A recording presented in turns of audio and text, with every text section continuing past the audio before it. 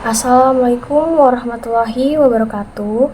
Izin memperkenalkan diri, nama saya Nazwa Zahrani dengan NIM 22050033 dari Prodi S1 Teknik Permiakan. Tugas video ini bertujuan untuk memenuhi tugas teknik pemboran 2 yang diampu oleh Bapak Winarto. Di sini saya akan mempresentasikan tentang directional drilling. Pada umumnya, pemboran dilakukan tidak hanya dengan sistem vertikal. Namun, sudah berkembangnya zaman, kemajuan teknologi serta tuntunan kebutuhan terhadap sumber daya alam, khususnya energi minyak dan gas bumi. Di samping itu juga kendala-kendala yang dihadapi pada drilling operation baik dilihat dari segi topografi serta geologi. Hal ini menjadi sebuah tantangan bagi para ahli teknik permiakan, khususnya di pengeboran, harus melakukan pengeboran non-vertikal atau directional drilling dan horizontal. Definisi dari directional drilling yaitu seni membelokkan lubang sumur kemudian diarahkan ke suatu sasaran tertentu di dalam formasi, di mana formasi tersebut tidak vertikal dengan lubang sumur. Tujuannya untuk meningkatkan produktivitas dan efektivitas pengeboran di area yang memiliki ruang terbatas dan penggalian konvensional tidak praktis.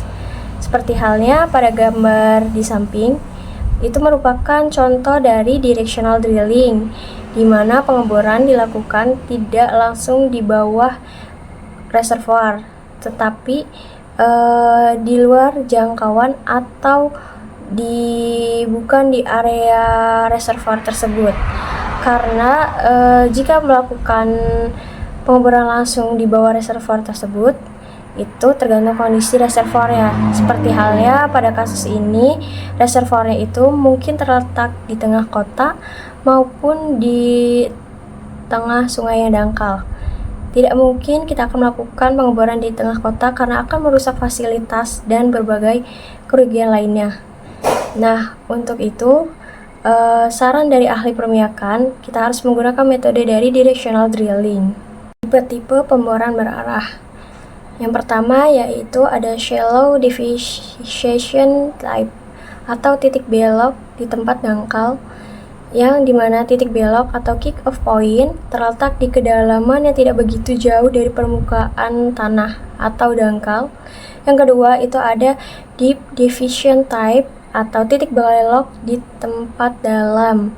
Di sini titik beloknya terletak jauh di dalam permukaan tanah. Nah, yang ketiga yaitu ada tipe kembali ke vertikal atau return to vertical type, yang dimana mula-mula seperti tipe belok di tempat dangkal, tetapi kemudian dikembalikan ke vertikal. Pada gambar A itu yaitu shallow deviation type atau titik belok di tempat dangkal, dimana tempatnya itu masih dangkal. Kemudian yang B itu merupakan gambar dari deep deviation type atau titik beloknya itu di tempat dalam, dan titik beloknya itu sudah berada di tengah kedalaman. Nah, yang ketiga itu ada gambar dari tipe kembali ke vertikal atau return to vertical type. Bagian-bagian penting sumur pemboran seperti pada gambar tersebut, titik A itu merupakan mulut sumur, kemudian titik B itu titik belok atau KOP, kick off point, kemudian titik B ke C itu merupakan build up section, kemudian titik C ke D itu tension section, kemudian titik D ke E itu drop off section, kemudian titik E ke F itu back to vertical section. Nah, untuk titik A sampai G itu merupakan true vertical depth atau kedalaman sebenarnya. Nah, untuk titik A, B, C, D, E, F itu termasuk measure depth atau kedalaman sumur. Untuk titik G dan F itu merupakan drift, yaitu penyimpanan horizontal atau throw. Alasan dilakukannya directional drilling. Yang pertama ada alasan topografi. Pemboran berarah dilakukan di permukaan tidak memungkinkan untuk didirikannya lokasi pemboran. Misalnya, formasi produktif itu terletak di bawah sungai atau payau-payau. Kemudian yang kedua, formasi produktif terletak di bawah bangunan-bangunan perkotaan. Nah, seperti gambar di samping, yang pertama itu reservoir atau formasi produktif terletak di bawah di bawah perkotaan dan di bawah sungai-sungai yang tidak memungkinkan untuk dilakukannya pemboran. Kemudian yang kedua ada alasan geologis. Pemboran berarah dilakukan untuk menghindari kesulitan apabila dilakukannya pemboran vertikal. Misalnya, yang pertama adanya kubah garam. Kesulitan pada desain lumpur, maka lumpur yang digunakan harus dijenuhi garam, dan apabila tidak dijenuhi, maka formasi akan runtuh karena lumpur tersebut mengabsorb garam tersebut. Seperti pada gambar di samping. Gambar tersamping tidak memungkinkan terjadinya pemboran secara vertikal karena di bawah itu terdapat kubah garam. Kemudian yang kedua, adanya patahan. Kesulitannya pada desain lumpur apabila terjadi tekanan abnormal, kick atau loss karena adanya perubahan lapisan formasi. Seperti pada gambar di samping, terdapat patahan di bawah reservoir. Dan itu harus dilakukannya pemboran berarah karena jika kita melakukan pemboran vertikal itu tidak memungkinkan karena jika ada patahan memungkinkan minyak tersebut akan melakukan migrasi terhadap wilayah lain. Yang ketiga itu ada alasan lain, pemboran berarah dan sistem gugusan sumur atau cluster system. Tujuannya yang pertama itu menghemat lokasi pemboran dapat dilakukan di darat dan di laut. Yang kedua, di permukaan dibuat beberapa sumur dan di bawah permukaan lubang sumur tersebut menyebar. Kemudian yang ketiga, menghindari garis batas di permukaan, misalnya perebutan lahan minyak antara Malaysia dan Brunei. Nah, kemudian yang keempat, mengatasi semburan liar atau blowout. Yang kelima, menyimpang dari garis lurus atau side tracking, misalnya apabila pipa terjepit dan tidak bisa kembali, maka dilakukan back off, kemudian di-plug dan membuat lubang baru ke arah samping atau yang disebut dengan side tracking. Kemudian ada alat-alat pembuat kemiringan lubang bor. Yang pertama itu ada bezier bit. Prinsip kerjanya, salah satu nozzle pada bit tersebut yang berukuran lebih besar dari yang lain diarahkan ke arah formasi yang direncanakan kemudian disembur dengan lumpur sehingga formasi yang disembur menjadi lebih lunak sehingga drill string bergerak ke formasi yang lunak. Yang kedua ada spud bit. Prinsip kerjanya, alat ini bit tanpa roller, mempunyai nozzle dan cara kerjanya sama dengan bezier bit, tetapi sistem ditumbuhkan. Yang ketiga ada knuckle joint. Prinsip kerjanya, drill string yang diperpanjang dengan sendi peluru, sehingga didapatkan putaran bersudut antara drill string dan bitnya. Pembuatan lubang pertama dilakukan dengan pilot hole, setelah itu dibor dengan bit yang dirangkai dengan reamer. Yang keempat ada turbo drill. Downhole mud turbine yang dapat memutar bit tanpa harus memutarkan rangkaian bor atau drill string. Kecepatan putarnya tergantung dari volume lumpur, tekanan sirkulasi di permukaan, adanya peralatan atau bin sub pada turbo drill sehingga dapat membeloknya lubang sumur. Yang kelima ada dyna drill.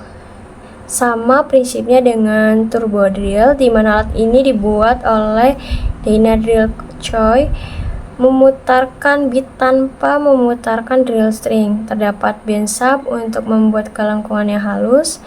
Di dalam pemakaiannya tergantung dari kecepatan sirkulasi dan beda tekanan pompanya. Kemudian ada faktor yang mempengaruhi arah lubang bor.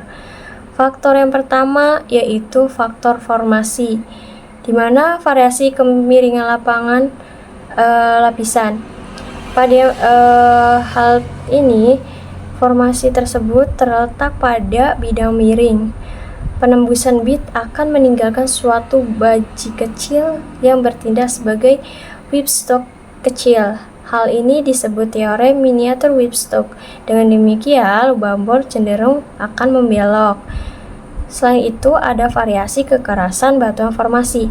Pada formasi ini, dengan perlapisan yang bergonta-ganti dari keras ke lunak atau dari lunas ke keras, sehingga lapisan keras seolah-olah menjadi engsel.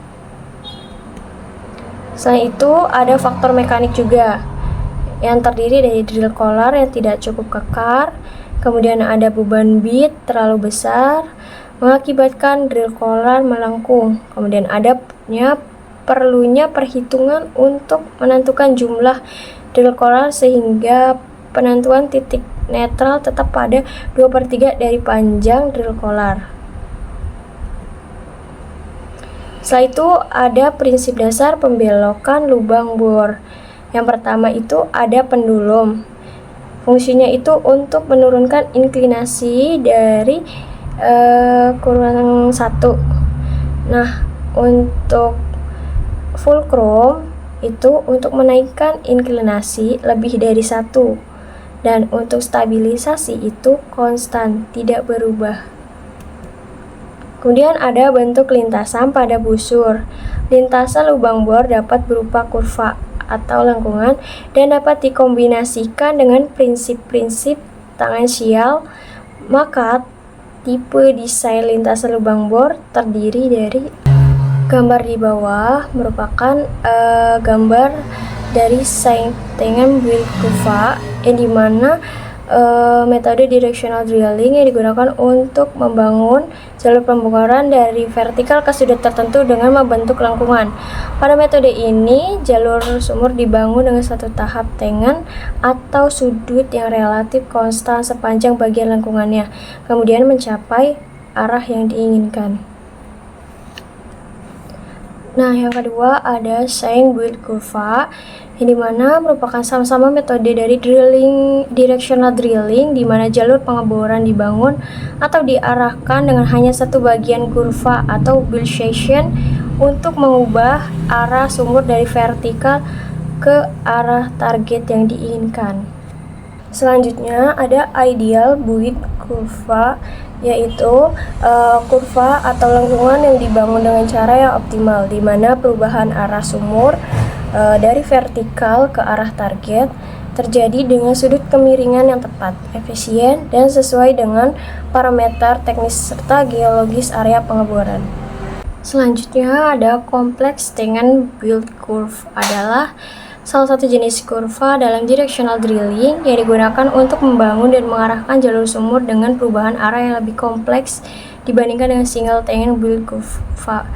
Pada kompleks Tengen build curve, jalur pengeboran mengalami beberapa perubahan sudut atau fase tengen atau sudut tetap dalam proses pembuatan kurva sebelum akhirnya mencapai target atau posisi yang diinginkan. Selanjutnya itu ada keuntungan dan kerugian dari directional drilling. Keuntungan dari directional drilling yaitu minim dampak lingkungan, kemudian efisiensi ruang kerjanya, kemudian ada penghematan waktu dan tenaga kerja, kemudian ada fleksibilitas dalam pemasangan, kemudian ada pengurangan kecelakaan kerja, dan ada tidak terpengaruhi oleh cuaca, dan terakhir pengurangan biaya operasional.